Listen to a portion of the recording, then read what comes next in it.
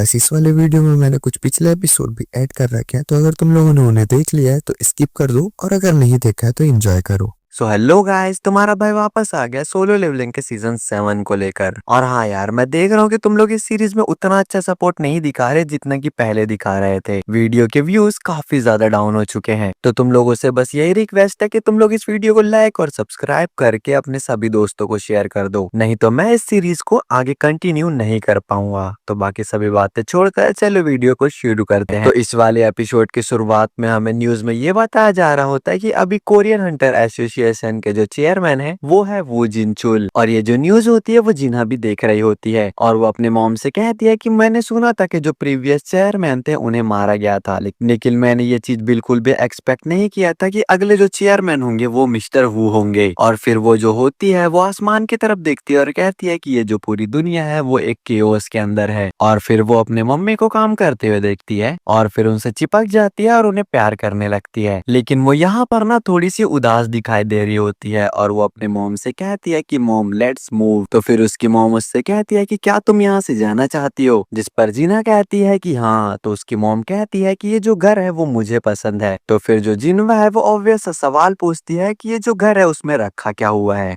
जिस पर कि उसकी मॉम जवाब देती है कि शायद ये घर पुराना हो गया है लेकिन मुझे यहाँ पर रहना पसंद है। और अब यहाँ पर जीना भी समझ जाती है कि वो अपनी मॉम को कन्विंस नहीं कर पाएगी दूसरी जगह पर जाने के लिए। और फिर जब वो वहां से जा रही होती है तो उसकी मॉम कहती है कि एटलीस्ट तुम लॉन्ड्री को तो फोन कर दो मेरी स्वीट डॉटर, जिस पर कि जीना कहती है कि मैं आपकी स्वीट डॉटर तभी बनती हूँ जब आपको मुझसे कोई बुरा सा काम कराना होता है। और जैसे यहाँ पर जीना लॉन्ड्री में जाती है ना, वो कुछ ऐसा देखती है जिससे कि वो काफी डर जाती है, और वो यहाँ पर चिल्लाकर अपनी मॉम के पास चले जाती है। और फिर इसके बाद सीन चेंज होता है और हम लोग अजिन गिल की बिल्डिंग को देखते हैं, जिसके बाहर काफी सारे न्यूज रिपोर्टर्स आ रखे होते हैं, और वो लोग ना किसी के आने की बात कर रहे होते हैं। और वो जो इंसान होता है ना वो और कोई नहीं बल्कि थॉमस आंड्रे होता है, जो कि जिन्हू से मिलने उसके ऑफिस आ रखा है। और यहाँ पर थॉमस को देखकर ना जो जिन्हू और उसके साथी होते हैं ना उनकी काफी ज्यादा फट रही होती है। उनके मन में बस ये चल रहा होता है कि ये साला सर्किट आखिर यहाँ पर कर क्या रहा है। इवन उस जगह पर ना लीनर भी आ रखा होता है, जो कि जर्मनी का सबसे स्ट्रॉन्गेस्ट हंटर है, और हीरो ऑफ हंटर्स के अकॉर्डिंग वो 12वें नंबर पर है। और वो यहाँ पर जिन्हू से मिलने आ रखा होता है, जिससे कि जिन्हू उसे प्रोटेक्शन दे दे। भाई प्रोटेक्शन चाहिए मेरे से मांग ले। और यहाँ पर जो जिन्हू होता है वो अपने मन में सोच रहा होता है कि थॉमस को आए 2 घंटे हो चुके हैं, लेकिन हमारे जो सर है वो यहाँ पर अभी तक नहीं पहुंचे, आखिरकार वो कहाँ पर है। यहाँ पर वो उसे कॉल लगा रहा होता है, लेकिन जो जिन्हू होता है वो इसकी कॉल पिक नहीं कर रहा होता है। और अभी जो लीनन होता है वो भी अपने मन में सोच रहा होता है कि थॉमस भी यहाँ पर जिन्हू से मिलने आ रखा है, क्या वो यहाँ पर जिन्हू से मिल पाएगा या फिर नहीं।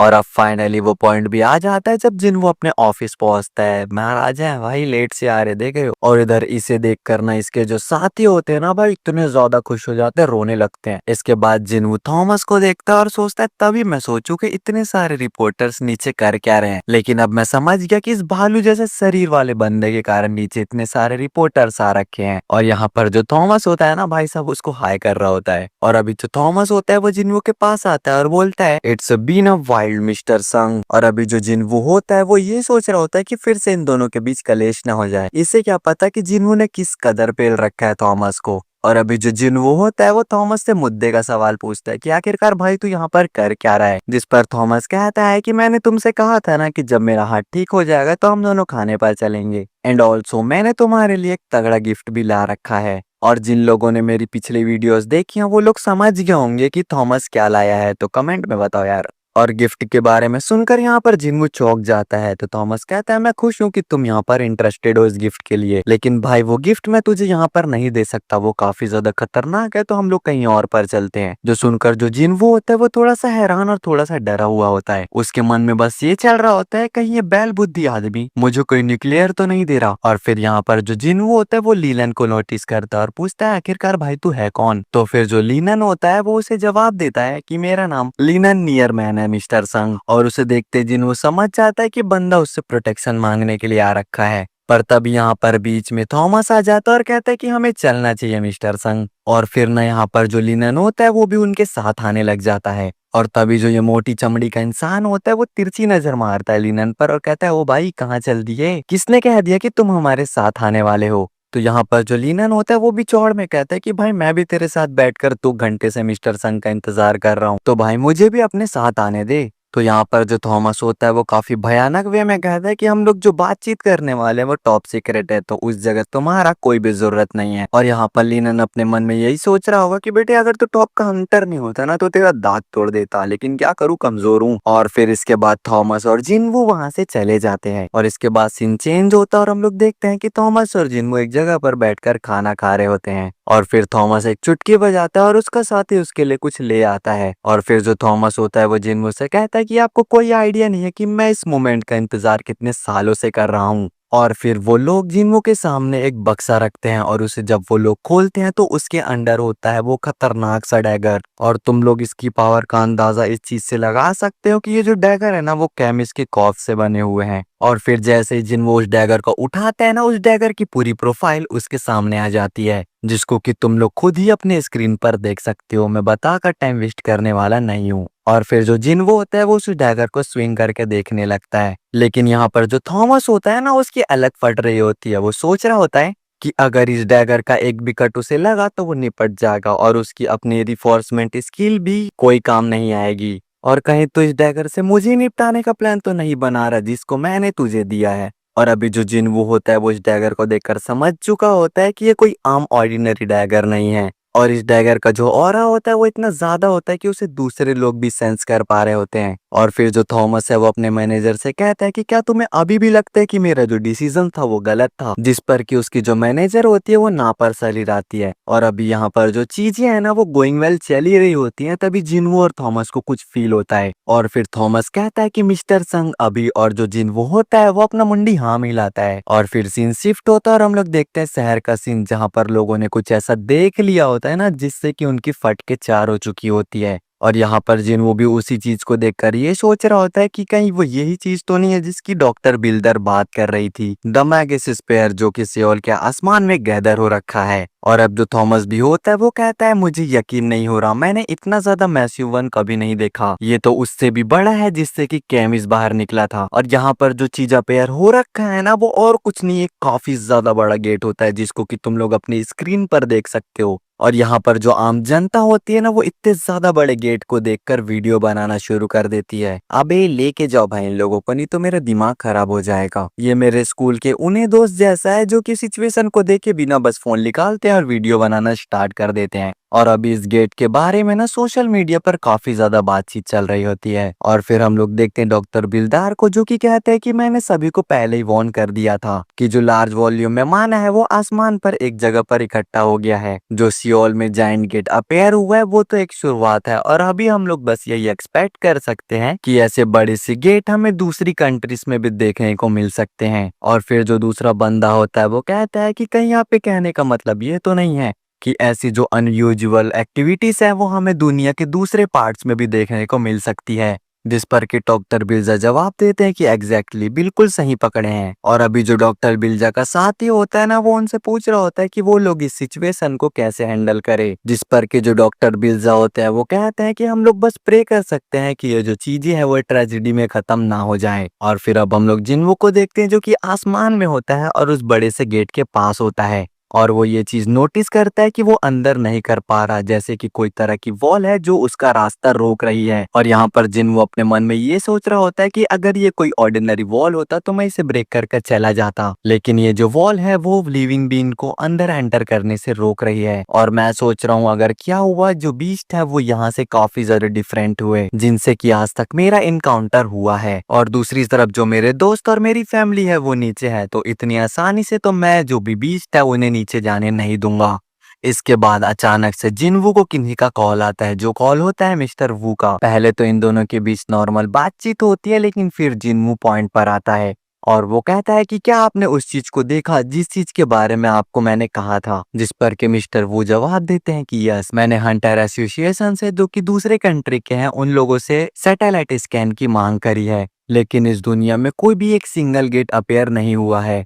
और फिर जो जिन्वो होता है वो ये बात सुनकर चौंक जाता है और कहता है कहीं आप ये तो नहीं कह रहे कि कोई भी और गेट अपेयर नहीं हुआ है इस वाले को छोड़कर, जिस पर कि मिस्टर वो जवाब देते कि एग्जैक्टली तुमने सही कहा। और अभी बंदा ये सोच सोच कर परेशान होता है कि पिछले 3 घंटे से एक जाइंट गेट अपेयर हो रखा है, लेकिन अजीब बात यह है कि इसी सेम टाइम पर जो दुनिया के दूसरे गेट्स हैं वो डिसअपेयर हो रहे हैं। और अभी बंदे को ऐसा लग रहा होता है ना कि ये कोई कोइंसिडेंस नहीं हो सकता है। और अब मिस्टर वो बताता है कि हमारा जो प्लान है वो ये है कि गेट के पास के सभी सिविलियंस को इवैक्यूएट करना, और ये काम हम लोग धीरे धीरे कर रहे हैं जिससे कि हम लोग केओस को कम कर सकें। और यहाँ पर आपका क्या प्लान है मिस्टर संग? और यहाँ पर जो जिन्वो होता है वो कहता है कि हम लोग नहीं जानते कि कल क्या होने वाला है। और फिर उसके बाद सीन चेंज होता है और हम लोग देखते हैं हंटर एसोसिएशन के जिम्नाजियम को, जहाँ पर कि बीरू होता है ना वो जिन्वो पर हमला कर रहा होता है। लेकिन जिन्वो बड़े आराम से उसके सभी हमलों को डॉज करता है, और जैसे ही बीरू सामने से अपने हाथों से उस पर हमला करता है ना, जिन्वो उसे रोक देता है। और अब जिन्वो उसे कहता है कि क्या तुम बस इतना ही कर सकते हो? और तभी बीरू उससे दूरी बनाता है और कहता है कि मैं ये कैसे कर सकता हूँ मेरे किंग। और फिर जो जिन्वो होता है वो बीरू से कहता है कि तो फिर ठीक है, मैं तब तक ट्रेनिंग करना चाहता हूँ जब तक मेरे पसीना ना आ जाए,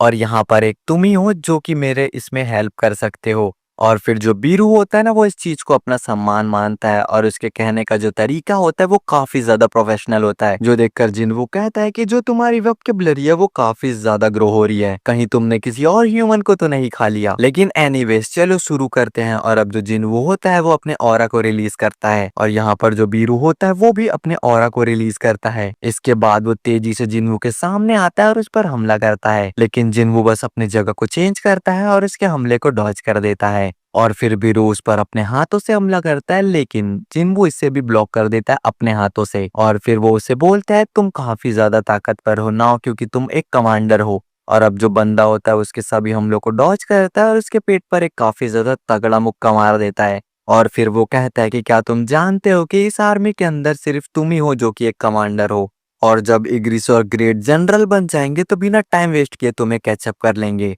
और अगर तुम नहीं चाहते कि तुम्हारी जगह कोई छीन ले तो तुम हार्ड ट्राई करो। और फिर बीरू जोर से चीखता है एंड देन जिन्वो पर हमला कर रहा होता है, लेकिन जिन्वो उसके सभी हमलों को डॉज करता है। और वो अपने मन में कहता है कि इतना काफी नहीं है, शायद जो बीरू है वो इस आर्मी का सबसे स्ट्रॉन्गेस्ट सोल्जर है, लेकिन ये उनके आसपास भी नहीं आता जिससे उन्हें फाइट करनी है। और इस फाइट के अंदर ना जो जिन्वो होता है वो बीरू को डोमिनेट कर रहा होता है, और आखिर में वो उसे काफी पावरफुल मुक्का मारकर उसका गेम ओवर कर देता है। और फिर जिन्वो जब अपने आसपास का जगह देखता है तो वो पूरी तरह टूट चुका था, और उसके बाद वो चेयरमैन वो को कॉल करता है और कहता है कि चेयरमैन वो, मैं यहाँ से जा रहा हूँ, लेकिन मैं यहाँ पर अपने कुछ एंड सोल्जर्स को छोड़कर जा रहा हूँ। उसके बाद सीन चेंज होता है और हम लोग देखते हैं सेउल के एक होटल को, जहाँ पर की थॉमस की मैनेजर उससे कह रही होती है कि क्या आप यहीं पर रहने का प्लान बना रहे हो, जिस पर कि थॉमस जवाब देता है कि मैं कैसे इतने बड़े और इतने ब्यूटीफुल चीज को छोड़ सकता हूँ। और फिर उसके मैनेजर भी लाइक ये चीज बड़ी तो है, लेकिन इस बैल बुद्धि को ये ब्यूटीफुल कहाँ से नजर आ रही है। और फिर थॉमस जवाब देता है कि वो सभी चीजें जो तुम्हारे हार्ट को फर्टल करती है वो सभी ब्यूटीफुल है, एक फायर ब्रीडिंग डीमन, एक बड़ा सा गेट और संग जिन्वो की पावर, ये सभी चीजें ब्यूटीफुल है। और फिर उसके मैनेजर कहती है देखकर तो ऐसा लग रहा है ये कुछ ऐसी चीजें हैं जो आपके पास नहीं है, इस पर कि थॉमस जवाब देता है कि हाँ, और ये पॉसिबल भी नहीं है, और वैसे भी हम लोग उधर जाकर क्या करेंगे जब उधर कोई गेट अपेयर हो ही नहीं रखा। और फिर उसके मैनेजर जवाब देते हैं कि ब्यूरो की आपकी चिंता हो रही है, जिस पर कि थॉमस कहता है चिंता, इस दुनिया में सबसे सेफेस्ट जगह जो है वो है संग जिन्वो के साथ रहना, और वैसे भी अगर ये गेट बंद नहीं हुआ तो भी कोई चिंता की बात नहीं होगी, और इसीलिए इन सभी चीजों को मैं अपने आंखों से विटनेस करना चाहता हूँ। और अभी ये बंदा मानवता को खत्म होते हुए और एक नई शुरुआत होते हुए देखना चाहता है। और फिर सीन चेंज होता है और हम लोग देखते हैं कि जिन सभी का घर गेट के सामने होता है वो सभी लोग इवैक्यूएट हो रहे होते हैं, और ये सभी चीज ना जीना भी देख रही होती है अपने घर की खिड़की से, और वो कहती है कि मॉम क्या हम लोग इवैक्यूएट नहीं होने वाले, जिस पर कि उसकी मॉम जवाब देती है कि वेल ये जो जगह है वो जल्द ही एक वॉर जोन बनने वाला है, और वेल क्या ये अच्छा नहीं होगा कि हम लोग खुद ही चूज करें कि हम लोगों को कहाँ पर मरना है। और इन सभी चीजों के बावजूद भी हमें एडवाइस नहीं दी गई है यहाँ से जाने की। और ये सभी बातें सुनकर जो जीना होती है वो अपने मॉम पर सरक जाती है, बोलती है कि मॉम मुझे अगले साल कॉलेज जाना है, मैं यहाँ पर इतनी बड़ी हो चुकी हूँ कि मुझे ड्रिंक करना है, मुझे अपनी लाइफ को एंजॉय करना है, मुझे इतनी जल्दी नहीं मरना है। जिस पर कि उसकी मॉम हंसते हुए कहती है कि हाँ तुम्हारे बातों पे पॉइंट तो है, और वैसे तुम चिंता मत करो, जिन्वो हमें प्रोटेक्ट करेगा जैसे कि तुम्हारे फादर किया करते थे। और फिर सीन शिफ्ट होता है, हम लोग देखते हैं जिन्वो को जो कि किसी बिल्डिंग के ऊपर बैठा हुआ होता है, और अभी बंदे को ऐसा लग रहा होता है ना कि अब जल्द ही दुनिया का अंत होने वाला है, और इसीलिए वो अपना फोन खोलता है और सोचता है कि उसे अपना लास्ट टाइम किसके साथ स्पेंड करना चाहिए। और तभी उसकी नजर पड़ती है फ्रेंड्स पर। और गाइस तुम लोग अभी समझ गया होगा कि वो किसको कॉल करने वाला है। और फिर इसके बाद सीन शिफ्ट होता है और हम लोग देखते हैं चाहिन को, जो कि अभी प्रैक्टिस कर रही होती है। लेकिन तभी जो मिस्टर सॉन्ग होते हैं वो उससे कहते हैं कि मैं तुम्हारे अंदर हेजिटेशन फील कर पा रहा हूँ। जिस तरह से तुम्हारे अपने शॉट को पकड़ रखा है, तो क्या तुम्हारे दिल के अंदर किसी चीज का डर है? और इन्हीं सभी बातों के बीच में ना चाहिन को किसी का कॉल आता है और फिर वो उसका कॉल उठाती है। और फिर जो मिस्टर सॉन्ग होते हैं कहते हैं कि मुझे माफ करना रैम्बलिंग करने के लिए, बट एक हंटर को हमेशा अपने फोन कॉल का जवाब देना चाहिए। और जैसे वो अपने फोन को अपने कानों पर लगाती है, वो कुछ ऐसा सुनती है जिससे वो सुनकर चौंक जाती है। और फिर वो चिल्लाते हुए कहती है कोच। और फिर जो कोच होते हैं वो कहते हैं कि हाँ क्या हो गया। और फिर जो चाहिन होती है वो शर्माते हुए कहती है कि मुझे अभी यहाँ से जाना होगा, मुझे अचानक से कुछ काम याद आ गया। जिस पर कि कोच भी उसे वहां से जाने की इजाजत दे देते हैं। और फिर हम लोग देखते हैं अम्यूजमेंट पार्क का सीन, जहां पर सभी लोग जो होते हैं वो जिनवो और चाहिन को ही देख रहे होते हैं, क्योंकि उन सभी को लग रहा होता है कि ये दोनों कपल्स हैं।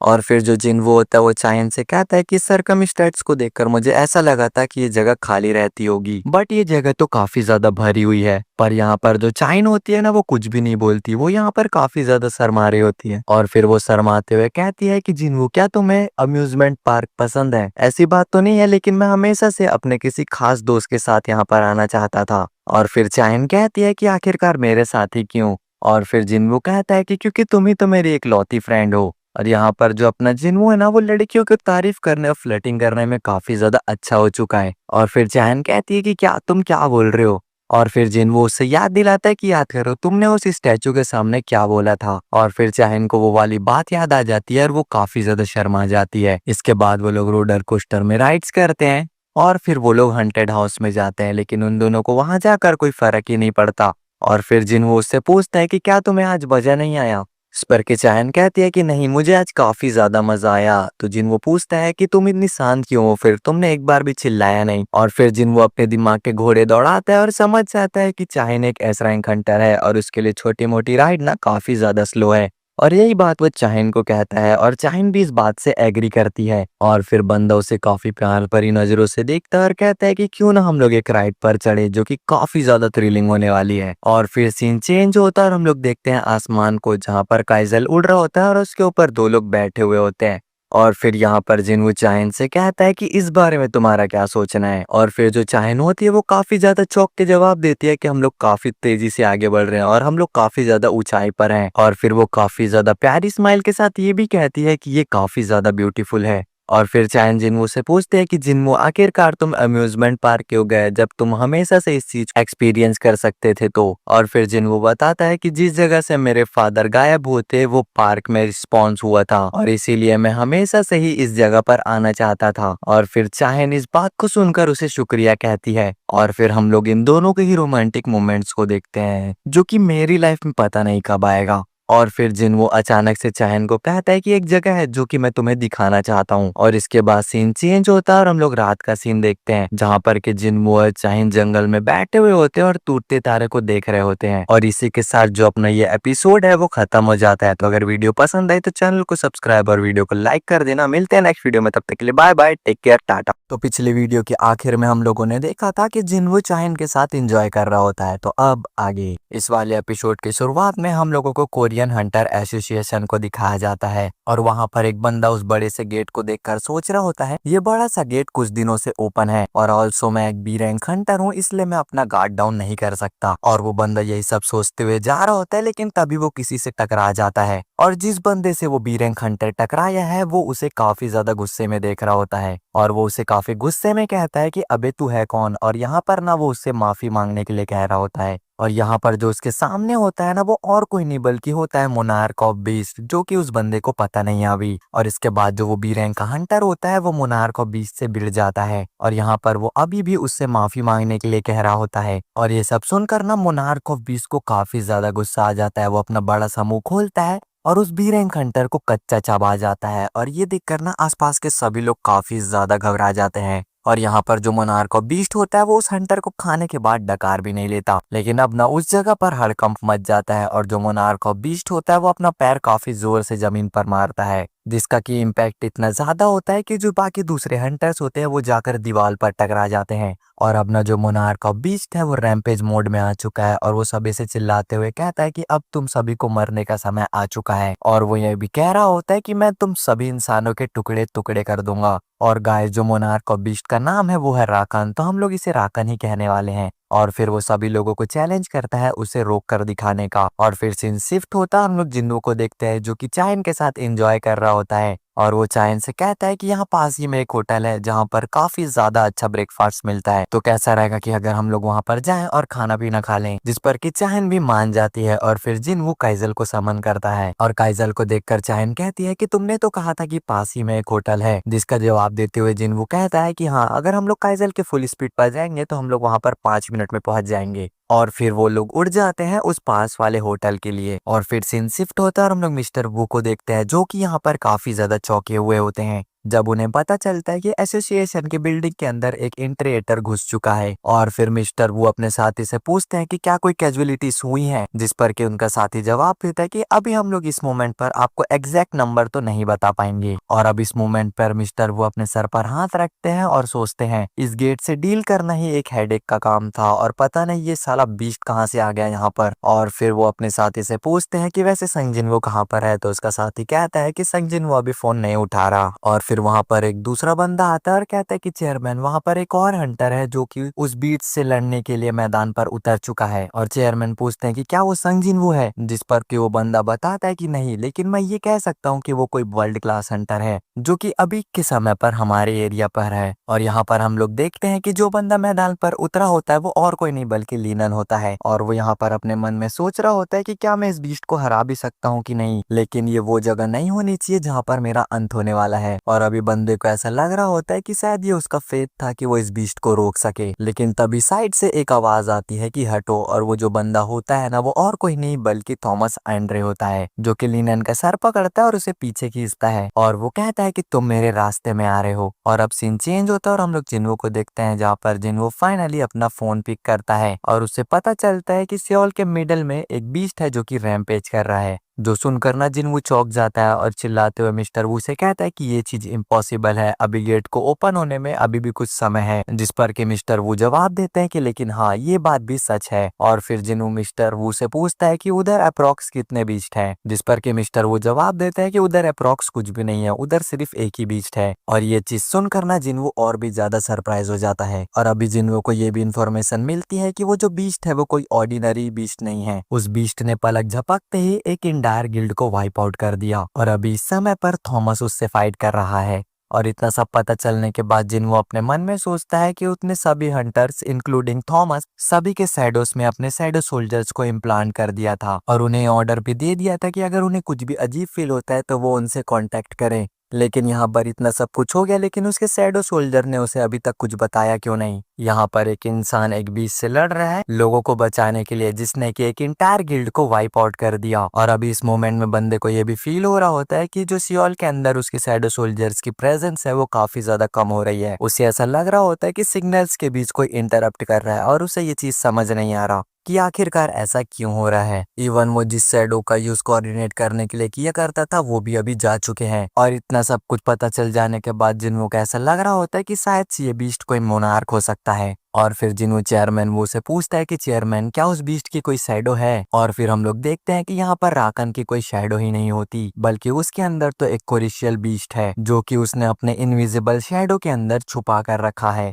और अभी जो दूसरे लोग होते हैं ना वो थॉमस की हेल्प करने के लिए जा रहे होते हैं, बट थॉमस चिल्लाते हुए कहता है कि वहां पर खड़े मत रहो बेवकूफो, जल्दी से सिविलियंस को इवैक्यूएट करो। और इसके बाद जो थॉमस होता है वो राकन को काफी सीरियस वे में देखता है और कहता है कि लगता है ये जो बीस्ट है वो अपनी औकात भूल रहा है। और यहाँ पर जो राकन है वो ना देखने में काफी ज्यादा क्रिपी लग रहा होता है। और अभी थॉमस और राकन एक दूसरे के आमने सामने होते हैं और वो दोनों ही अपने ऑरा को रिलीज करते हैं। और अभी जो पैनल होता है ना वो देखने में काफी ज्यादा खतरनाक लग रहा होता है। और अब सबसे पहले राकन थॉमस पर हमला करता है और इसकी चेस्ट को फाड़ने की कोशिश करता है, बट जो यहाँ पर उसका हमला था ना वो ज्यादा असर नहीं करता। और फिर यहाँ पर जो थॉमस है ना वो उसके मुंह पर एक काफी जोरदार पंच मारता है और फिर मुक्कों पे मुक्के बरसाते जाता है। और देखकर ऐसा लग रहा होता है कि थॉमस यहाँ पर डोमिनेट कर रहा है। और फिर सीन चेंज होता है और हम लोग देखते हैं जेयोंग को, जो कि अपने साथी से कहता है कि ये जो इवैक्यूएशन है वो इतनी जल्दी कैसे हो रहा है। और फिर उसका साथी जवाब देता है कि अभी तक हम लोग सिर्फ सिविलियंस को ही बिल्डिंग के अंदर से रेस्क्यू कर रहे हैं। और फिर जोंग चिल्लाते हुए उससे कहता है कि कौन से गिल्ड उस सिचुएशन से डील कर रही है। और फिर उसका साथी जवाब देता है कि व्हाइट टाइगर गिल्ड और फाइल्ड गिल्ड डिस्पैच हो चुकी है और यहाँ पर जितने भी हंटर्स हैं ऑल ओवर द कंट्री वो उस जगह पर गैदर हो चुके हैं जहाँ पर वो बड़ा सा गेस्ट है। और मैं यहाँ पर श्योर हूँ कि वो लोग उस बीस्ट को कुछ ही सेकंड्स में हरा देंगे। और जो यहाँ पर हंटर्स गिल्ड है वो लोगों को रेस्क्यू कर रही है और उन्हें इस एरिया से दूर कर रही है। पर यहाँ पर जो जोंग होता है वो अपने मन में सोच रहा होता है थॉमस आंड्रे, जो कि एक नेशनल लेवल हंटर है, वो एक मिस्टीरियस बीस्ट से लड़ रहा है। और अभी ना वो थोड़ी नर्वस भी दिखाई दे रहे होते हैं और अभी बंदे को काफी ज्यादा खतरनाक ऑरा फील हो रहा होता है, जो ऑरा उसने कभी फील नहीं किया इवन कि जीजू आइलैंड रेड में भी। और फिर वो आसमान में देखता है और अपने मन में सोचता है कि पता नहीं किस टाइप का मॉन्स्टर उस जगह पर मौजूद होगा।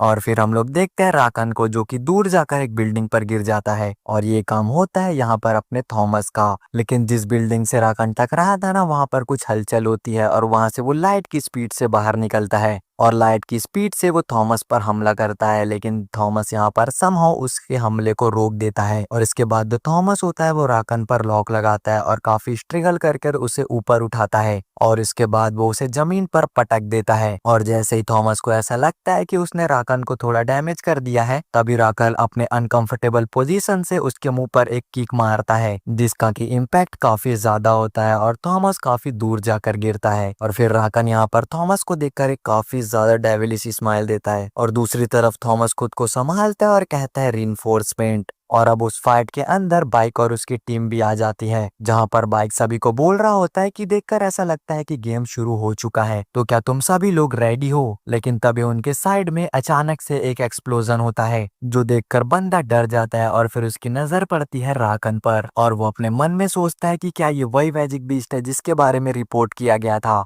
और दूसरी तरफ उसकी नजर पड़ती है थॉमस पर, जहां पर वो अपने प्राइम फॉर्म में आ चुका है और जैसे ही दूसरे लोग थॉमस को देखते हैं वो उसके नारे लगाने लग जाते हैं, बट थॉमस उन्हें कहता है कि बेवकूफो जल्दी से कवर लो। और दूसरी तरफ जो बाइक है वो भी ये देखकर समझ चुका है जो उनके अगेंस्ट में बीस्ट है वो कोई ऑर्डिनरी बीस्ट नहीं है और उसको यहाँ पर जल्दी से ट्रांसफॉर्म होना होगा। इसके बाद हम लोग उस मूवमेंट को देखते हैं जहाँ पर की बाइक राकन के सामने होता है और यहाँ पर बाइक को ऐसा फील हो रहा होता है कि एक खुखार भीड़ या एक शेर का शिकार करने वाला है और अभी उसके एनिमल इंस्टिंक्ट उससे कह रहे होते हैं कि वो इस बंदे के साथ कुछ भी मैसअप ना करे, नहीं तो यहाँ पर उसका गेम ओवर हो जाएगा। और यहाँ पर बाइक काफी ज्यादा डरा हुआ होता है इस पोजीशन पर और फिर अब बंदा अपने दिमाग का इस्तेमाल करता है और उस फाइट के अंदर से ना निकल जाता है। और अब फिर से थॉमस और राकन एक दूसरे की तरफ आगे बढ़ते हैं और अभी जो थॉमस होता है वो अपने प्राइम फॉर्म में होता है और यहाँ पर राकन ने भी अपने पावर्स का यूज करके सभी गाड़ियों को हवा में उड़ा रखा है। फिर जो राकन होता है वो अपने पावर से सभी कार्स को थॉमस की तरफ फेंक देता है, लेकिन थॉमस अपने एक ही हाथ से उस सभी कार्स को साइड कर देता है और उसके बाद वो अपने कैप्चर स्किल का यूज करके सभी चीजों को अपनी तरफ अट्रैक्ट करता है, इंक्लूडिंग राकन को भी। और यहाँ पर राकन जैसे उसके क्लोज आता है वो उसे जोरदार मुक्का मार देता है और ये वाला जो पंच होता है ना वो उसे देखकर लग रहा होता है कि अभी थॉमस ने कुछ मारा है उसको। और यहाँ पर जो थॉमस होता है वो मल्टीपल मुक्के मार रहा होता है राकन को और यहाँ पर देखकर ऐसा लग रहा होता है कि इस बार थॉमस डोमिनेट कर रहा है। लेकिन तभी उसे अचानक से कुछ फील होता है और उसे लगता है कि जो विक्ट्री है वो उसके हाथों से फिसल रही है और जैसे ही थॉमस आखिरी ब्लो देने के लिए राकन की तरफ आगे बढ़ता है तो राकन उसका हाथ पकड़ लेता है और खड़ा होते हुए उससे कहता है कि मैं सरप्राइज हुआ कि एक फ्रैगमेंट के पपेट के पास भी इतनी पावर हो सकती है। और उसके बाद वो अपने बीस्ट फॉर्म में ट्रांसफॉर्म होता है और उसके बाद वो थॉमस से कहता है कि ये जो तुम्हारी छोटी मोटी ट्रिक्स है वो अब खत्म हुई। इसके बाद वो थॉमस के हाथ को क्रश करता है और अपने ऑरा को रिलीज करते हुए थॉमस से कहता है कि क्या तुम डर गए। और इस पॉइंट पर जो राकन होता है वो देखने में काफी ज्यादा खतरनाक लग रहा होता है और फिर जो राकन होता है वो थॉमस के मास्क को फाड़ता है और कहता है कि क्या तुम्हें डर लग रहा है, क्या तुमने अपनी उम्मीद को खो दिया है। और यहाँ पर जो दूसरे लोग होते हैं ना वो कुछ भी नहीं कर पाते और फिर थॉमस की नजर जो उसके अंदर शैडो सोल्जर इम्प्लांट हुआ है उस पर पड़ती है और सबसे पहले वो उस शैडो सोल्जर को निकालता है और अभी के टाइम पर उसने उस शैडो सोल्जर की गर्दन पकड़ी हुई है और वो उससे कहता है कि तुम इस सैरोस के अंदर छुपकर क्या कर रहे थे। और फिर वो शैडो सोल्जर को मार देता है और फिर वो थॉमस का गला पकड़ता है और उससे कहता है कि चलो वहीं से शुरुआत करते हैं जहाँ से हमने खत्म किया था। तुम अभी काफी ज्यादा कॉन्फिडेंट लग रहे थे अपनी ताकत को लेकर, तो चलो मैं भी अपनी पूरी ताकत का इस्तेमाल करता हूँ। और फिर वो उसके मास्क को ही ब्रेक कर देता है, लेकिन हम लोग देखते हैं कि उस मास्क के अंदर कुछ होता नहीं है और ये चीज राकन को सस्पिशियस लगती है। लेकिन तभी हम लोग देखते हैं कि राकन के पीछे थॉमस होता है जिसने कि उसका गला पकड़ रखा होता है। और फिर थॉमस राकन के गले पर लॉक लगाने की कोशिश करता है, लेकिन तभी राकन अपने गले को ही 360 डिग्री घुमा देता है और फिर वो थॉमस का मुंह पकड़ता है और फिर उसके मुंह पर एक काफी ज्यादा जोरदार स्मैश मार देता है। और फिर वो थॉमस से कहता है कि मुझे माफ करना, लेकिन मुझे ऐसा लग रहा है कि मुझे भूख लगना शुरू हो चुका है।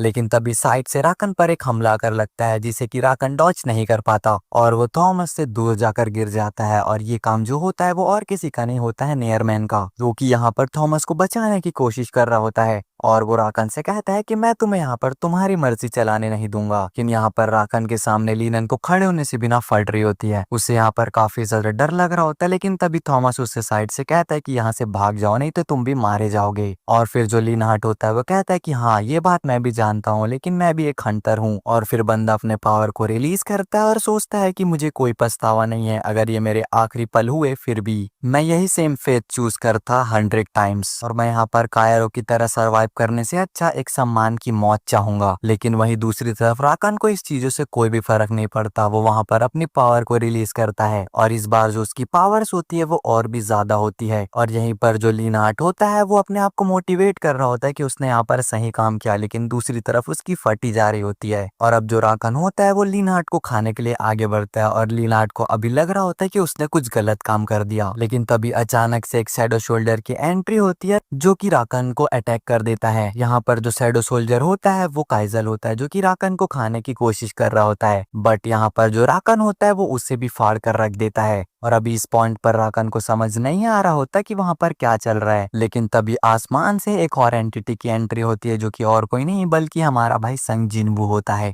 यहाँ पर जो जिनवू होता है वो अपने पैर से राकन के सर पर दे मारता है। यहाँ पर इस चीज का इम्पैक्ट काफी ज्यादा होता है। फिर बंदा लीनहार्ट के पास जाता है और कहता है कि मुझे माफ करना, लेकिन क्या तुम थॉमस को कहीं सेफ जगह पर ले जा सकते हो, क्योंकि अभी उनके सामने एक काफी बड़ी प्रॉब्लम होती है जो कि और कोई नहीं बल्कि राकन है। और वो अब जिनवू से कहता है कि तो ये बात सच है कि तुम शैडो मोनार्क के सेट को कैरी करते हो। और अभी इस वक्त जो राकन है ना वो अपनी ओरिजिनल बीस्ट फॉर्म पर आ चुका है, जो देखकर जिनवू ये समझ जाता है कि जो ये बंदा है ना वो खून का प्यासा है। यही नहीं बल्कि वहां पर और भी बंदे होते हैं। फिर राकन मोनार्क ऑफ रोज से कहता है कि वैसे ये बंदा मोनार्क ऑफ शैडो की पावर्स को किस लेवल तक जनरेट कर सकता है इस ह्यूमन बॉडी के साथ, जिस पर कि मोनार्क ऑफ रोज उसे जवाब देता है इस काम को करने के लिए आर्किटेक्ट ने एक रास्ता ढूंढा था और बहुत समय पहले उसने मोनार्क ऑफ शैडो के साथ एक सौदा किया था। और फिर जिनवू के पीछे से एक और मोनार्क की एंट्री होती है जो कि कहती है कि क्या मैं इस ह्यूमन की कॉर्प्स को खा सकती हूँ। ये जो बात होती है ना वो मोनार्क ऑफ प्लेगस ने बोली थी और वो ये चीज भी बोलती है कि मैं हमेशा से जानना चाहती थी कि जो अनदर मोनार्क है उसका स्वाद कैसा होता होगा। अभी के जिनवू के सामने जो सिस्टम होता है ना वो सभी का नाम बताता है। का नाम तो हमें पता है जो कि मोनार्क ऑफ रोड, और दूसरे का नाम होता है मोनार्क ऑफ फ्रैंक, जिसको कि हम लोग मोनार्क ऑफ बीस्ट भी बोल सकते हैं। और यहाँ पर तीसरी बंदी का नाम होता है मोनार्क ऑफ प्लेगस। अब हम लोग देखते हैं कि जिनवू यहाँ पर चारों तरफ से घिरा हुआ होता है और वहां पर जितने भी मोनार्क्स होते हैं वो अपनी ऑरा को रिलीज कर रहे होते हैं। और फिर इसके बाद जिनवू बोलता है कम फोर्स। इसके बाद ऑब्वियस सी चीज होती है, एक तरफ इग्रिस और आयरन समन होते हैं जिसके अगेंस्ट होता है मोनार्क ऑफ रोज, और दूसरी तरफ जो टैंक और काइजल होते हैं वो मोनार्क ऑफ बीस्ट की तरफ समन होते हैं। और फिर जो ग्रीट और बीरू होते हैं वो समन होते हैं मोनार्क ऑफ प्लेगस के सामने। और फिर जो मोनार्क ऑफ फ्रोज होता है ना वो अपने फ्रीज अटैक का इस्तेमाल करता है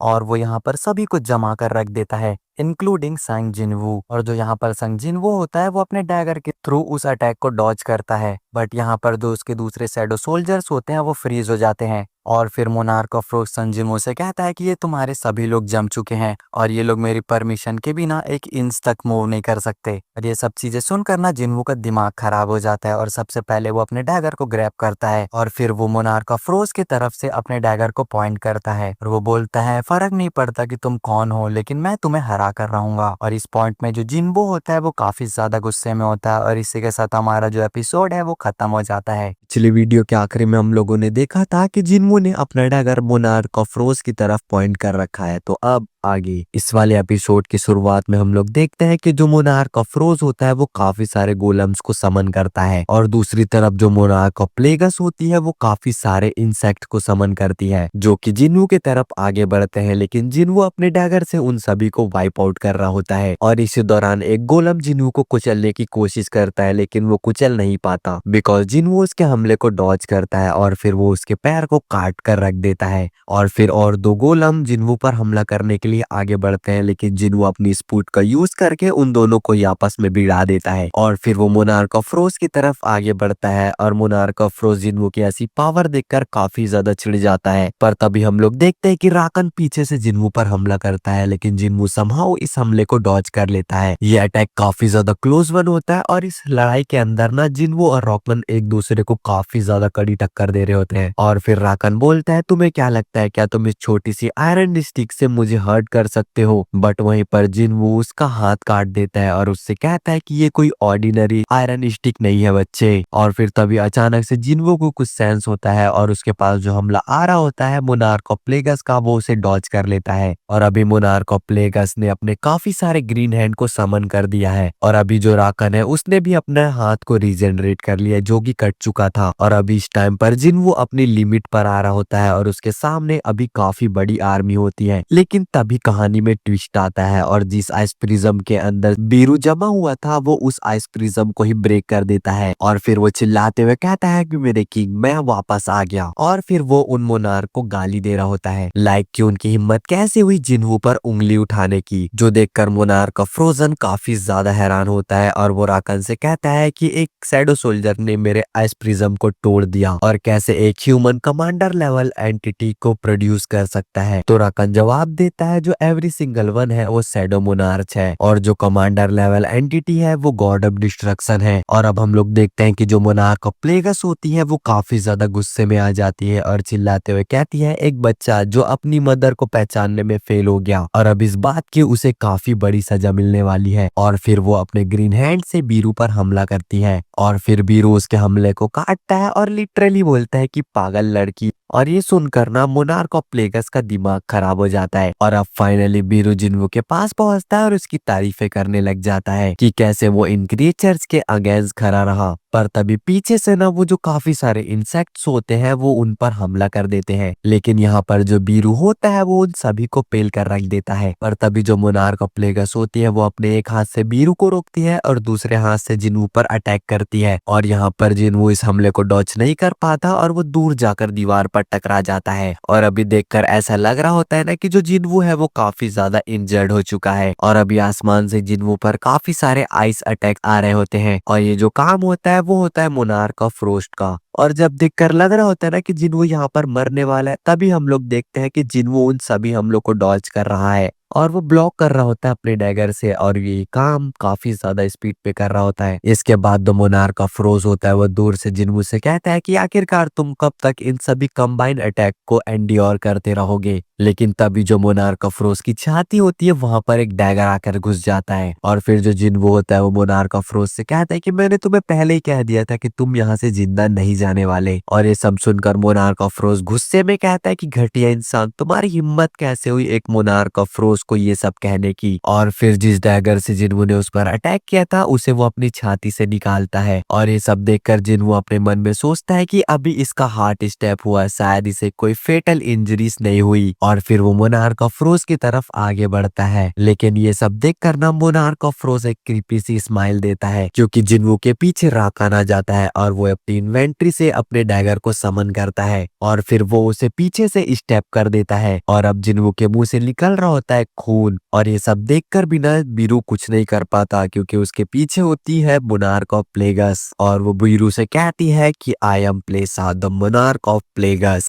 और मैं उन सभी इंसेक्ट्स की मदर हूँ जो कि वर्ल्ड ऑफ केओस में रहते हैं। और अभी मोनार्क ऑफ प्लेगस ने भी बीरू को जकड़ लिया है और अब आखिर में राकन ने अपनी स्वॉर्ड को जिन्वो की तरफ पॉइंट किया है और अब वो यहाँ पर बोलता है कि दिस इज द एंड। लेकिन तभी हम लोग देखते हैं कि जो जिन्वू के दूसरे शैडो सोल्जर्स होते हैं वो उस फ्रीज को ब्रेक कर देते हैं जिस फ्रीज के अंदर वो कैद थे। लेकिन इससे ना जो मोनार्क का फ्रोज होता है उससे ज्यादा फर्क नहीं पड़ता और वो कहता है कि अब प्ले टाइम खत्म होता है क्योंकि जो तुम्हारे जख्म है वो काफी डीप है। जो सुनकर जो जिन्वू होता है वो हंसते हुए कहता है कि अच्छा तो ऐसी बात है। और फिर मोनार्क का फ्रोज और मोनार्क का पैन कुछ ऐसा देखते हैं जिसे देखकर वो चौंक जाते हैं। और फिर यहाँ पर जिन्वू रिकवर हो रहा होता है, वो अपनी हीलिंग खुद ही कर रहा होता है। और फिर हमें दिखाया जाता है कि जो जिन्वू की फाइट होती है उसे न्यूयॉर्क, लंदन, शंघाई और पेरिस जैसे देशों में दिखाया जा रहा होता है। और अभी जो कोरिया का आसमान होता है ना वो काफी खतरनाक लग रहा होता है। और जब थॉमस हील हो रहा होता है तो वो लिन से पूछता है कि मुझे बताओ कि आखिरकार क्या हो रहा है। तो लिन जवाब देता है कि it's feel like I witnessing the end of the world. दूसरी तरफ हम लोग बाइक को देखते हैं जो कि जिन्वू की पावर्स को देखकर अपने मन में सोचता है क्या ये वही संग जिन्वू है जिसको मैं जानता था। मैं ये जानता था कि उसके पास एबिलिटी है ग्रो होने की, लेकिन मुझे ये नहीं पता था कि वो इतने शॉर्ट टाइम में इतना ज्यादा ताकतवर हो जाएगा। और अभी जो इग्रिस और आयरन होते हैं वो राकन को संभाल रहे होते हैं और जो ग्रीड और टस्क होते हैं वो मोनार्क ऑफ फ्रोस्ट को हैंडल कर रहे होते हैं। और यहाँ पर जो बीरू होता है वो और भी नेक्स्ट लेवल पर चला जाता है। वो मोनार्क ऑफ प्लेगस का हाथ ही काट देता है ग्रीन हैंड वाला। और ये देख कर ना मोनार्क ऑफ प्लेगस को गुस्सा आ जाता है और उसका पूरा फोकस बीरू पर चला जाता है। और तभी उसके पीछे आ जाता है जिन्वू और उससे पीछे आकर कहता है कि आर्किटेक्ट की भविष्यवाणी थी कि जो अभी पिलर ऑफ फायर है वो अभी रुका हुआ है और ये दुनिया खत्म हो जाएगी जब वो मेरा अंत कर देगा। लेकिन जो बात उसने मुझे नहीं बताई वो ये है कि कौन सा पिलर गिरेगा और कौन सा नहीं। और फिर वो मोनार्क ऑफ प्लेगस को कट ऑफ कर देता है, उसे काट कर रख देता है। फिर सीन शिफ्ट होता है और हम लोग देखते हैं लीन हार्ट को जो कि कहीं पर बैठा हुआ होता है और वो यहाँ पर आसपास की तबाही देख रहा होता है। और यहाँ पर उसे ऐसा फील हो रहा होता है कि उसे इस फाइट के अंदर इंटरफेयर नहीं करना चाहिए। लेकिन तभी अचानक से उसे अपने साथियों की फिक्र होने लग जाती है। लेकिन जैसे वो बैटल में उतरे उससे पहले उसके पीछे कोई आ जाता है और उसके कंधे पर हाथ रखता है और वो उससे कहता है कि जस्ट वॉच। और गाइस अगर तुम लोग जानते हो कि लिम के पीछे कौन है तो तुम लोग कमेंट में बता देना। और फिर लिम अपने हथियार को पीछे पॉइंट करता है और चिल्लाते हुए कहता है कि आखिरकार तुम हो कौन। और तभी ना लिम चौंक जाता है और हमें यहाँ पर नहीं दिखाया जाता कि लिम ने क्या देखा यहाँ पर अभी। और फिर हमें नैरेटर के थ्रू बताया जाता है कि कोई भी हंटर उस बीस्ट को रोकने के लिए और सिटीजन्स को इवैक्यूएट करने के लिए नहीं आया और जो यहाँ पर सभी लोग हैं वो इस फाइट का खत्म होने का ही वेट कर रहे हैं। और अब जल्द ही ये जो फाइट है ना वो भी खत्म होने वाली है। और इसके बाद हम लोग देखते हैं मोनार्क ऑफ प्लेगस को जिसने कि खुद को दोबारा रीजनरेट कर लिया है और वो यहाँ पर जिन्वू पर अपने पॉइजन से हमला करती है। बट यहाँ पर जिन्वू काफी चौड़ में उसकी तरफ देखता है और कहता है कि poison doesn't work of me. जो देख कर ना जो मोनार्क ऑफ प्लेगस होती है वो पूरे रेस बोर्ड में आ जाती है और वो चिल्लाते हुए कहती है कि यू एरोगेंट बॉस्टर्ड। और वो अपने इंसेक्ट फॉर्म में आकर जिन्वू पर हमला करती है और फिर जिन्वू अपने कमांडर अथॉरिटी का यूज करता है जिसको कि मोनार्क ऑफ प्लेगस ब्रेक नहीं कर पाती। और इसी मौके का फायदा जिन्वू उठाता है और वो उसके पीछे आ जाता है और वो म्यूटिलेटर स्किल का यूज करके उसे काट कर रख देता है। और अब फाइनली जिन्वू ने मोनार्क ऑफ प्लेगस को हरा दिया है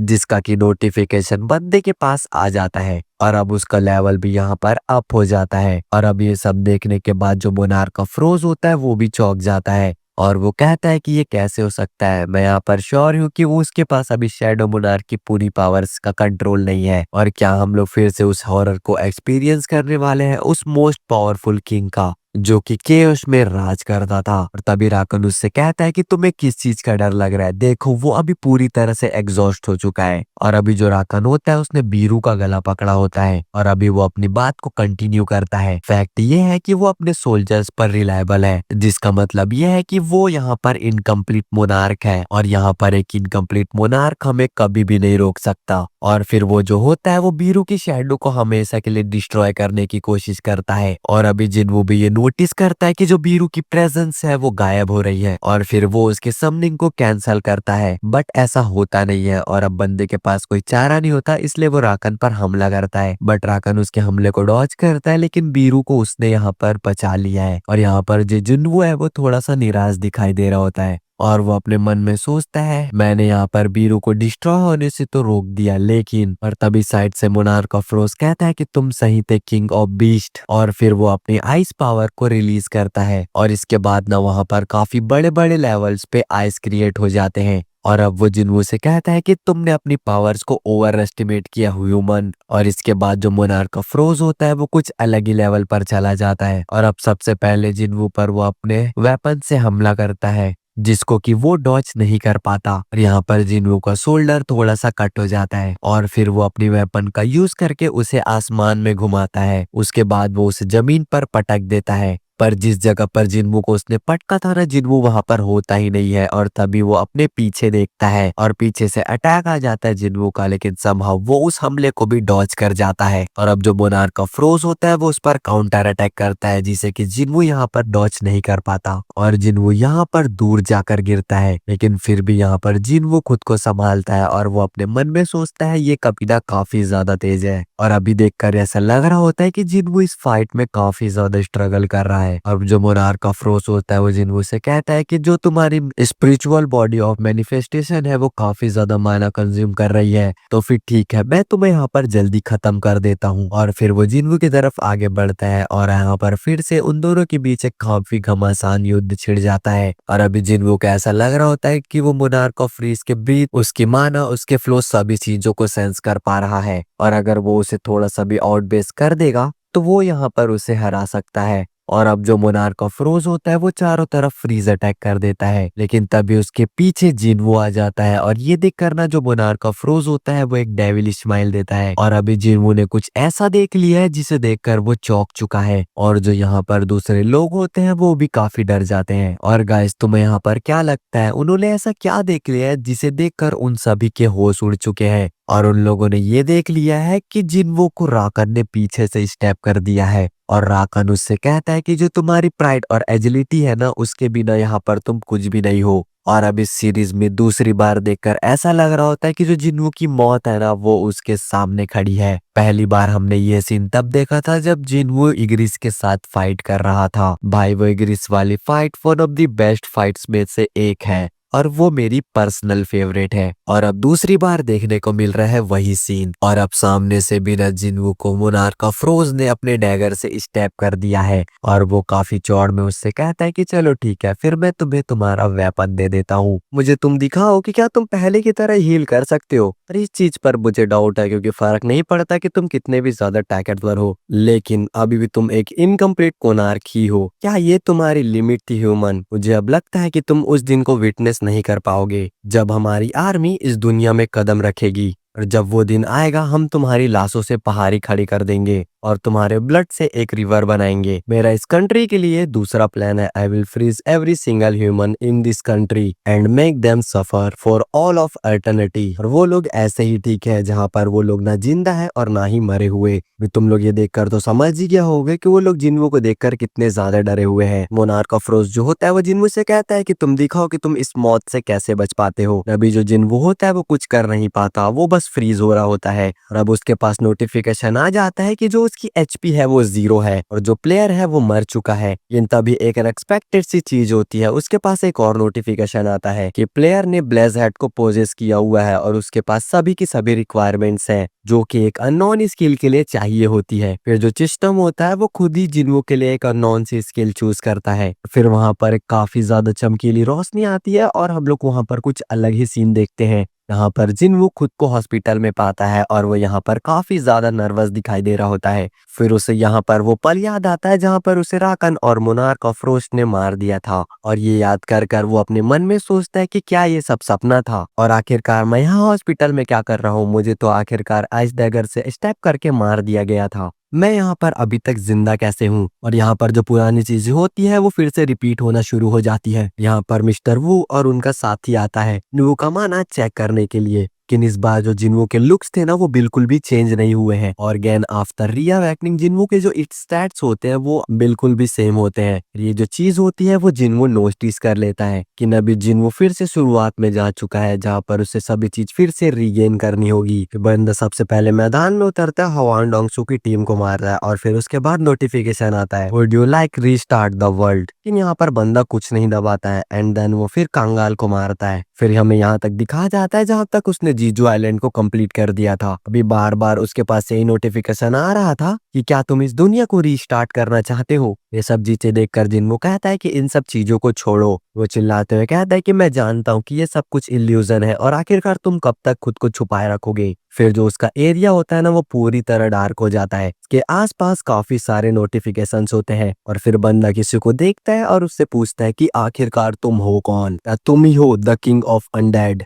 अब हम लोग देखते हैं यहाँ पर सीधे शैडो मोनार्क को। इसी क्लिप के साथ हमारा ये जो एपिसोड है वो खत्म हो जाता है। तो अगर वीडियो पसंद आई तो चैनल को सब्सक्राइब और वीडियो को लाइक कर देना। मिलते हैं नेक्स्ट वीडियो में, तब तक के लिए bye bye, take care, Tata.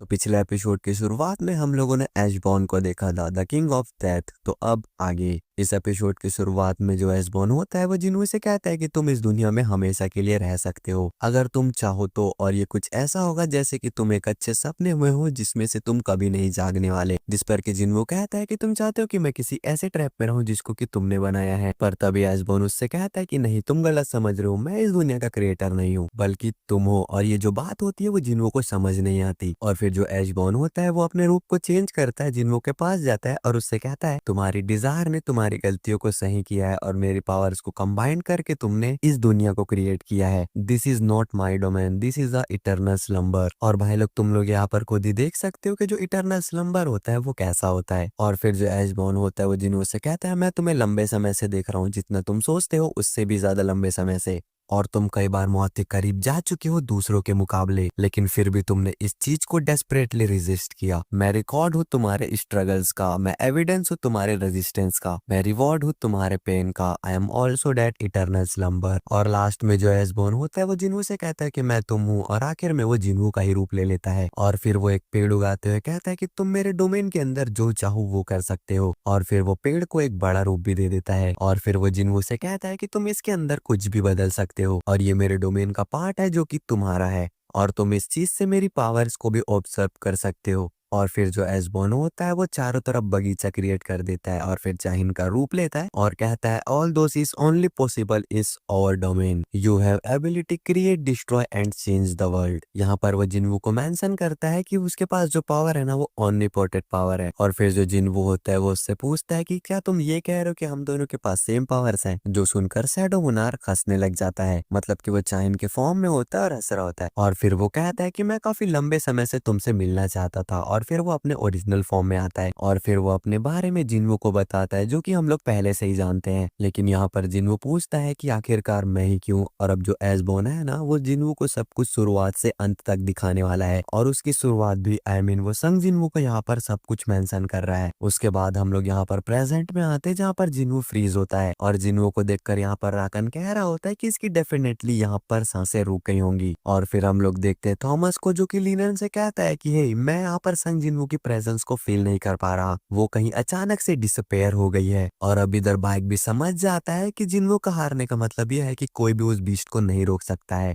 और ये सब जो चीजें होती है ना वो लिम भी दूर से देख रहा होता है। और फिर वो मोनार्क ऑफ फ्रोज की तरफ अपने एक एरो को पॉइंट करता है क्योंकि उसे अभी भी लगता है कि उनके पास एक चांस है। वो सभी को ऑर्डर्स देता है अपने सिग्नल्स का, लेकिन जैसे ही मोनार्क ऑफ फ्रोज लिम की तरफ देखता है ना तो लिम काफी ज्यादा घबरा जाता है। और फिर अचानक से जहां पर जिन्वू फ्रीज हुआ था ना उसके अंदर से एक ब्लैक ऑरा निकलना स्टार्ट हो जाता है। और फिर हम लोग देखते हैं जिन्वू के ब्लैक हार्ट को जो कि यहाँ पर एक्टिवेट हो जाता है। और ये जो चीज होती है उसको देखकर मोनार्क ऑफ फ्रोज और राकन काफी ज्यादा घबरा जाते हैं क्योंकि वो लोग ट्रू किंग को उतरने नहीं दे सकते इस दुनिया में फेक किंग के मरने के बाद, और इसीलिए वो लोग किसी भी कीमत पर उसे रोकने की कोशिश कर रहे हैं। और जैसे ही दोनों मोनार्क जिन्वू के पास पहुंचने वाले होते हैं तभी राकन को एक जोरदार किक पड़ती है जिसकी वजह से वो मोनार्क ऑफ फ्रोज से टकरा जाता है। और यहाँ पर वो दोनों के दोनों मोनार्क दूर जाकर गिर जाते हैं, मतलब कि वो लोग एक बिल्डिंग पर टकरा जाते हैं। और ये जो काम होता है वो बल्कि और किसी का नहीं बल्कि होता है जिन्वू के फादर का। और फिर हम लोग यहाँ पर जिन्वू के फादर के एक बैडस्ट एंट्री को देखते हैं जो कि अब जिन्वू को प्रोटेक्ट करने वाले हैं। इसके बाद सीन शिफ्ट होता है और हमें एक दूसरी दुनिया के बारे में बताया जाता है जहाँ पर पहले लाइट और डार्कनेस ही एग्जिस्ट करती थी। और फिर हमें सोलो लेवलिंग के गॉड के बारे में पता चलता है जो कि होते हैं एब्सोल्यूट बीइंग्स, और उन्होंने लाइट से रूलर्स को क्रिएट करा और डार्कनेस से मोनार्च को। और मोनार्च का जन्म दुनिया को खत्म करने के लिए हुआ था और जो रूलर्स थे उनका जन्म हुआ था शांति बनाए रखने के लिए। और फिर दोनों तरफ के सोल्जर्स एक दूसरे को मारते रहे और ये जो चीज था इस चीज का कभी भी अंत नहीं हुआ। और ऐसे कभी न खत्म होने वाली लड़ाई को देखकर जो रूलर्स थे वो थक जाते हैं और फिर एक रूलर एब्सोल्यूट बीइंग के पास जाता है और उससे मदद मांगता है, लेकिन लेकिन यहाँ पर सामने से जो एब्सोल्यूट बीइंग होता है उसका कोई भी जवाब नहीं आता। और इस चीज को देखने के बाद जो फ्रेगमेंट ऑफ ब्रिलियंट लाइट होते हैं ना, वो ये चीज समझ जाते हैं। इन्हें रूलर्स ने भी कह दिया है कि जो रूलर्स और मोनार्क्स के बीच फाइट चल रही है वो कुछ नहीं बल्कि एब्सोल्यूट बीइंग्स के एंटरटेनमेंट का सोर्स है, और वो लोग इस वॉर को खत्म नहीं करना चाहते। और फिर हमें वही सेम कमांड दिखाई जाती है जो कि हमें डबल डंजन के अंदर दिखाई गई थी, जो कि होती है गॉड की पूजा करो, गॉड की प्रशंसा करो और अपनी आस्था को गॉड के सामने प्रूफ करो, और जो लोग इस चीज को नहीं कर पाएंगे उनकी जान नहीं बख्शी जाएगी। और फिर जो एशबॉर्न होता है वो जिन्हों से कहता है कि जब तक एब्सोल्यूट बीइंग एग्जिस्ट करते थे तब तक ये वॉर कभी खत्म नहीं होने वाली थी, और इसीलिए जो फ्रेगमेंट ऑफ बिलियन लाइट थे उन्होंने अपनी स्वॉर्ड को उठाया इस वॉर को खत्म करने के लिए, और ये जो चीज थी वो एक विद्रोह था। और फिर हम लोग एशबॉर्न का एक फॉर्मल सेल्फ देखते हैं जो कि पहले एक रूलर था, और वो पहले इस विद्रोह के अगेंस्ट था, लेकिन तुम लोग उसकी आर्मी का खुद हाल देख सकते हो जहां पर वो कुछ नहीं कर सकता। इवन कि यहाँ पर उसकी खुद की हालत खराब हो रखी होती है। लेकिन तभी अचानक से बंदे को रियलाइज होता है कि जो एब्सोल्यूट बीइंग है उन्होंने उसके अंदर एक पावर छुपाई हुई थी, और फिर वो बोलता है अराइज, और जिससे कि उसकी एंटिटी होती है वो बिल्कुल ही बदल जाती है। अब बंदा एक अलग ही लेवल पर पहुंच चुका है, और अब बंदे की एक अलग ही आर्मी होती है जिसको कि वो लीड करता है। लेकिन जैसे ही जो बंदा होता है वो एब्सोल्यूट बीइंग के पास जाता है तो वो देखता है कि एब्सोल्यूट बीइंग का डी एंड हो चुका है, और फिर हमें काफी सारे रूलर्स को दिखाया जाता है जो कि एब्सोल्यूट बीइंग के मरने के बाद और उनकी पोजीशन को हथियाने के बाद वो लोग रूलर्स बन गए थे। और फिर उन लोगों ने मोनार्क्स पर अटैक लॉन्च कर दिया उस डिवाइस का यूज करके जिसके अंदर एब्सोल्यूट बीइंग की पावर्स कंटेन थी, और इस पावर के जरिए उन्होंने ली गया जो कि मोनार्क ऑफ बिगनिंग है उसके पावर्स को कैप्चर किया, जिसकी वजह से जो मोनार्क्स की पावर है वो कोलैप्स कर गई। और जब मोनार्क्स इस सिचुएशन को समझ गए थे तो मैंने इस चांस को सीज किया और मैं उनके पास जा पहुंचा, और रूलर से लड़ने के लिए उनके पास और कोई भी चांस नहीं था, और उन्होंने अपनी फोर्सेस को मेरे साथ मिला दिया। और फिर ऑब्वियस सी चीज होती है, शैडो मोनार्क ने 9 मोनार्क के साथ मिलकर एक काफी लंबी फाइट करी शैडो मोनार्क के तौर पर। इसके बाद हमें एशबॉर्न के थ्रू ये भी बताया जाता है जब सभी चीजें सही चल रही थी, जो किंग ऑफ बजक ड्रैगन है वो उसके साथ कंधे से कंधा मिलाकर खड़ा था, और जो सभी रूलर्स और मोनार्क्स है वो उससे डरते थे। तभी दो मोनार्क्स ने अपने फोर्सेस को मिलाया सिर्फ उससे लड़ने के लिए। जो मोनार्क्स थे जिसमें से एक मोनार्क है मोनार्च ऑफ फैंस और दूसरा मोनार्च है मोनार्च ऑफ व्हाइट फ्लेम। और इस फाइट के अंदर लगभग शैडो मोनार्क की आर्मी समाप्त हो गई थी। जो उसकी एक्सेसिव पावर है वो उसके लिए बिट्रेल लाई थी। यहाँ पर हम लोग देखते हैं कि शैडो मोनार्क ने मोनार्क ऑफ व्हाइट फ्लेम को पकड़ा हुआ है और यहाँ पर उसका गला काट दिया है। और इसी दौरान जो मोनार्क ऑफ रेन यानी कि राकन है उसने अपने ट्रुथ को छोड़कर वहां से भाग गया था, और सारी कीमत यहाँ पर बैरान यानी कि व्हाइट फ्लेम को चुकानी पड़ी थी। और फिर वहां पर एंट्री हो जाती है काफी सारे रूलर्स की, जो कि यहाँ पर एशबॉर्न यानी कि शैडो मोनार्क्स के पास पहुंच चुके हैं। लेकिन बात करने से पहले जो बंदा है वो मोनार्क ऑफ व्हाइट फ्लेम को अपने शैडो के अंदर छुपा चुका है। और इस पॉइंट पर जो सभी रूलर्स होते हैं वो एशबॉर्न को चारों तरफ से घेर लेते हैं, लेकिन यहाँ पर वो उस पर हमला नहीं करते बल्कि उसके सामने झुक जाते हैं, और यहाँ पर वो उससे माफी मांग रहे होते हैं। और दूसरे रूलर्स भी शैडो मोनार्क से कह रहे होते हैं कि अब उनके पास कोई रीजन नहीं है एक दूसरे से फाइट करने का। और अभी एशबॉर्न जानते हैं कि जो रूलर्स है वो इतने कैपेबल है कि वो उसे नथिंगनेस में भेज सकते हैं, बट यहाँ पर वो उससे शांति चाहते हैं। और अभी बंदे को ऐसा लग रहा होता है कि ये रूलर्स का एक तरीका है अपने रिस्पेक्ट दिखाने का उसको। और उसके बातें सुनकर एशबॉर्न उसे चिल्लाते हुए कहते हैं कि तुम कह रहे हो कि तुम्हारे पास कोई रीजन नहीं है, तुमने अपने स्वॉर्ड से मेरे मास्टर को मार दिया। और फिर वो रूलर कहता है कि वो हमारे भी मास्टर थे। और ये जो बात होती है उसको सुनकर ना एशबॉर्न का दिमाग खराब हो जाता है। वो अपने सामने वाले रूलर के करीब जाता है, उसका मुंह पकड़ता है और चिल्लाते हुए कहता है तो इसीलिए तुमने एक क्राइम किया जो कि काफी ज्यादा नीयस है। और फिर वो जो रूलर होता है वो उससे कहता है कि तुम अच्छी तरह से जानते हो कि हमें कैसा फील हुआ था जब हमने उनके खिलाफ विद्रोह किया था, लेकिन अब चीजें वैसी नहीं है, अब सभी लोग चाहते हैं इस चीजों का अंत। तभी शैडो मोनार्क जो होता है वो उन्हें उससे मारने के लिए कहता है, लेकिन रूलर अभी भी उससे माफी मांग रहा होता है। और जिस रूलर को उसने पकड़ा हुआ है ना वो उसे सल्यूट करता है, और जो बाकी सभी जो सोल्जर्स होते हैं वो चारों तरफ से उड़ रहे होते हैं और वो लोग भी शैडो मोनार्क को सल्यूट कर रहे होते हैं। और फिर हम लोग देखते हैं शैडो मोनार्क को जिसने की अपना बेस बदला हुआ है, और फिर वो जिन्हों से कहता है कि मैं कंफ्यूज था और एक सिंगल डिसीजन पर नहीं आ पा रहा था, सो मैंने डिसाइड किया कि मैं कहीं छुप जाऊं अपने रिवेंज के लिए। और जब मैंने मोनार्क ऑफ व्हाइट फ्लेम को अपने शैडोज के अंदर कंफाइन किया था तब मेरा प्लान था मोनार्क ऑफ व्हाइट फ्लेम पर हमला करने का मेरी पूरी बॉडी रिकवर होने के बाद। लेकिन जिस दौरान वो छुपा हुआ था तब जो मोनार्क्स थे वो अपने एनोनिमस अकाउंट में अपने पावर्स को खो गए थे एंड रूलर के हाथों डिफीट हो गए थे। और फिर हमें ये भी बताया जाता है कि जब वो फिर से मोनार्क के सामने रीअपेयर हुआ था, जो कि डायमेंशन गेट से बचकर भाग गए थे, तो ड्रैगन किंग जानते थे कि अब टाइम आ चुका है अपनी कॉम्बैट पावर को बूस्ट करने का, और इसीलिए उन्होंने उसके साथ फाइट करने के बजाय उसे खुशी से एक्सेप्ट किया। और फिर उन्होंने उस दुनिया को ढूंढा जहां पर वो अपनी न्यू आर्मी को बिल्ड कर सके। और फिर जिन वो कहता है कि यू मीन अर्थ, जिस पर कि एशबोन जवाब देता है कि हाँ भाई सही कह रहे तू। मोनार्क्स का वहां आना मानवता के लिए अनप्रेडिक्टेबल था, और जो यहाँ पर तबाही थी वो होनी ही थी। और फिर जिनवो को एक तबाही का मंजर दिखाया जाता है जो कि पूरी तरह डीमन कैसल की तरह ही था। और फिर जिनवो उससे पूछता है कि क्या ये सब फ्यूचर में होने वाला है, जिस पर कि एशबोन जवाब देता है कि नहीं, ये सब पास्ट में हो रखा है। और फिर जिनवो उससे पूछता है कि आखिरकार तुम्हारे कहने का क्या मतलब है, और फिर एशबोन जवाब देता है कि मोनार्क्स एग्जिस्ट करते हैं डिस्ट्रॉय करने के लिए, और रूलर्स एग्जिस्ट करते हैं दुनिया को मेंटेन करने के लिए। And after the death the absolute beings, जब उन्होंने मोनार्क्स को टेक डाउन करके अपने सोल्जर्स को उधर भेजे थे, तो तब तक काफी लेट हो गया था, क्योंकि वहां पर जो सभी चीजें थी वो डिस्ट्रॉय हो गई थी। और इन सब मैसिव बात के चक्कर में जो रूलर्स थे वो काफी ज्यादा गुस्से में आ गए थे, और फिर उन्होंने उस डिवाइस का यूज किया जिस डिवाइस के अंदर एब्सोल्यूट बीइंग्स की पावर्स कंटेन थी। और फिर हमें यहाँ पर एक कप दिखाया जाता है जिस कप का नाम होता है द कप ऑफ रिकार्नेशन, जिसका काम तुम लोग को मैं शॉर्ट में बता सकता हूँ। ये जो चीज है वो समय को 10 साल पीछे ले जा सकता है, और जो रूलर से हो पाता उन्होंने वो सब कुछ किया था, लेकिन जो रिजल्ट था वो इस फाइट के बाद सेम ही रहता है। और अब रूलर भी ये समझ गए थे कि वो सभी को नहीं बचा पाएंगे, सो अल्टीमेटली उन्होंने ये डिसाइड किया था कि वो लोग पॉपुलेशन के कुछ भाग को बताएंगे, जिससे कि जो लाइफ है वो फिर से स्टार्ट हो पाए। और फिर जिन वो कहता है तो अच्छा ऐसे हंटर्स का जन्म हुआ, तो एस्बॉन कहता है यस तुम सही समझ रहे हो, उन्होंने उन बीइंग्स को क्रिएट करा जो कि उन दो ग्रेट फोर्सेस के बीच सरवाइव कर पाए, और ऐसे वो मैनकाइंड को बताना चाहते थे। और ये सब सुनकर ना जो जिन्वो होता है उसको अपने सवालों के जवाब धीरे धीरे मिल रहे होते हैं। और फिर वो एस्बोन से कहता है तो इसका मतलब ये है कि ये जो दुनिया है वो काउंटलेस टाइम बार डिस्ट्रॉय हो चुकी है, जिस पर कि एस्बोन कहता है कि यस जो हायर बीइंग्स है वो टाइम के अगेंस्ट कुछ भी नहीं कर सकते। और फिर जो एस्बोन होता है वो जिन्वो को कफ ऑफ रिकार्नेशन के बारे में बताता है, जहां पर वो उसे ये चीज बताने की कोशिश कर रहा है कि जो मोनार्क्स हैं वो तब तक इस दुनिया को डिस्ट्रॉय करते रहेंगे जब तक जो कप ऑफ रिकार्नेशन है वो यूजलेस ना हो जाए। और फिर जिन्वो उससे पूछता है कि क्या तुम ये कह रहे हो कि कप ऑफ रिकार्नेशन की भी एक लिमिट है, तो फिर एस्बोन उससे कहता है कि कोई भी ऐसी चीज एग्जिस्ट ही नहीं करती है जिसके अंदर इनफिनाइट पावर हो, जैसे कि जो सुप्रीम बीइंग थे वो भी अपने क्रिएशन के द्वारा ही मारे गए थे क्योंकि उनकी पावर्स खत्म हो गई थी। इसके बाद जो सवाल सभी के दिमाग में आ रहा होता है वो सवाल जिन्वो के दिमाग में भी आता है, और वह एस्बोन से पूछता है कि कैसे जो एब्सोल्यूट बीइंग्स थे वो अपने क्रिएशन के हाथों ही मारे गए।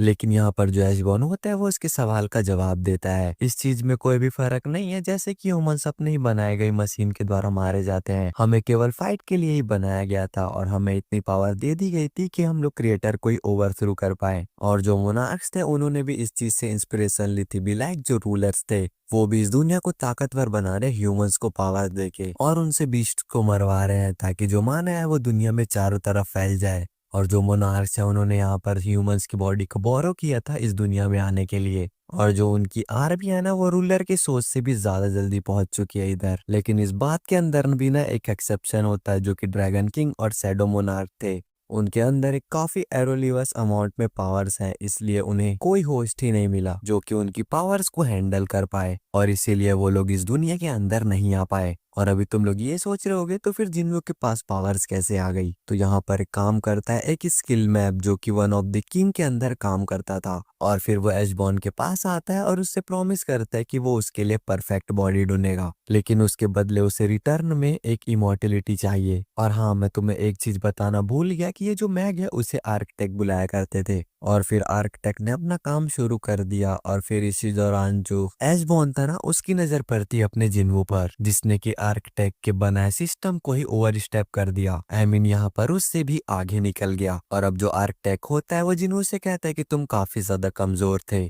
और तुम बार बार मौत के काफी ज्यादा करीब थे, लेकिन तुम हमेशा अपनी जान बचा ही लेते थे, और मैंने तुम्हें देखा और आर्किटेक्ट के डिसअप्रूवल करने के बाद भी मैंने तुम्हें ही चूज किया। और फिर एशबॉर्न उससे कहता है कि let me save one more time, मैं तुम्हारे स्ट्रगल्स का रिकॉर्ड हूँ, मैं एविडेंस हूँ तुम्हारे रेजिस्टेंस का, मैं रिवॉर्ड हूँ तुम्हारे पेन का, और अभी अपने फादर का चेहरा देखने के बाद ना यहाँ पर जो जिन्वो होता है वो थोड़ा सा इमोशनल हो जाता है और आखिर में हमें पता चलता है कि जो एशबॉर्न है वही जिन्वो है और जो जिन्वो है वही एशबॉर्न है। और आखिर में जो एशबॉर्न होता है वो जिन्वो को एक चांस देता है, या तो वो इसी डोमेन में रहे जहाँ पर वो कुछ भी कर सकता है, और दूसरा वो यहाँ से बाहर जाए, इटर्निटी को फेस करे और अपने दुश्मन का सफाया करे। और फिर अब जिन्वो डिसीजन लेता है कि उसने कहा था कि उसने डिसीजन ले लिया है, लेकिन वो रूलर्स के साथ खड़ा नहीं था, तो आखिरकार कि वो डिफरेंट वन यानी कि मोनार्क के साथ चला गया था। और फिर अब एशबॉर्न जवाब देता है कि क्योंकि वहां पर मेरे लिए कोई भी जगह नहीं थी। और अब जिन्वो भी कहता है कि हाँ, मेरा भी सेम वही आंसर है, I am not belong here. और फिर आखिरी में हम लोग एक शानदार सा जिन्वो और एशबॉर्न का फेयरवेल देखते हैं।